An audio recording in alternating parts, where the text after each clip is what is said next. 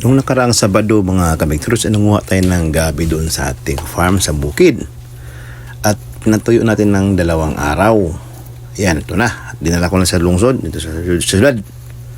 Sa bahay namin at nilinis at saka yan ninalis natin yung mga matitigas na bahagi at hiniwa-hiwa.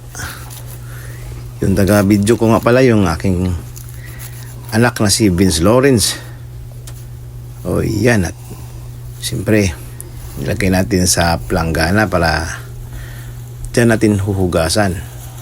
Kasi natin maigi kasi may mga alikabok yan dulot ng ating pagpapatuyo doon sa pagbibilad natin sa araw. Yan na. Gamit nga pala natin sa pagluluto yung butane lamang at saka yung ating katamtamang laki ng ating kawali. So naglalagay tayo ng karne. So nilagay muna natin ng tubig para bahagyang maluluto yung karne at saka tinakpan.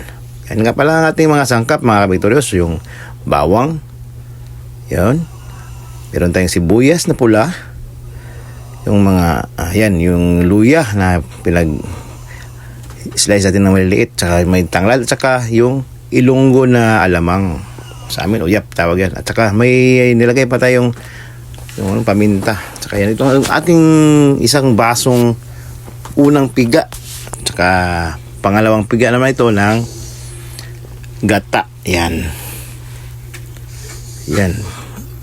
buksan at saka sangkutsain muna natin sandali yung ating karne. Yan, bahagyang sinasangkutsa natin yan para mamix yung pagkakaluto. Hayaan nating tumuyo at lumabas ng kaunting mantika. At saka nilagay na natin ang ating mga sangkap. Yung bawang, inuna natin. At sumunod na yung ating luya. Hindi natin inubos kasi yung pampabango lang muna sandali yung pagsangkot sa pag gisa, kumbaga sa Bisaya sa Tagalog pa rin yan, gisa ginisa-gisa natin yung 3 sangkap na yon, yung ating sibuyas na pula at saka tinakpan.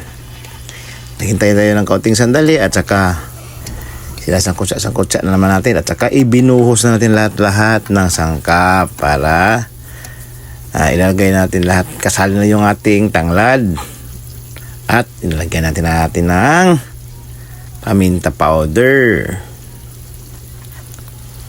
At sumunod naman ay sangkutsa bahagya. At saka nilagay na natin ang ating alamang na ilunggo. Napakabango yan mga kabigtoryos. Tsak, naglalaway na kayo So yan nga pala. So, ang tawag natin dyan sa pagluto, sa lutuin yan ay pangat or pinangat na gabi. Pinatuyong pangat. At saka nilagay natin ang pangalawang piga ng niyog, yung ating gata.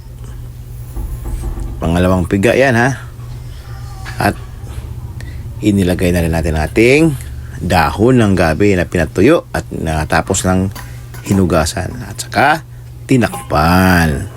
Pinubuksan naman. At saka lalagay tayo ng kaunting tubig para maging luto yung ating gabi, yung dahon ng gabi. Saka i-mix natin bahagya. At saka tinakpan ulit.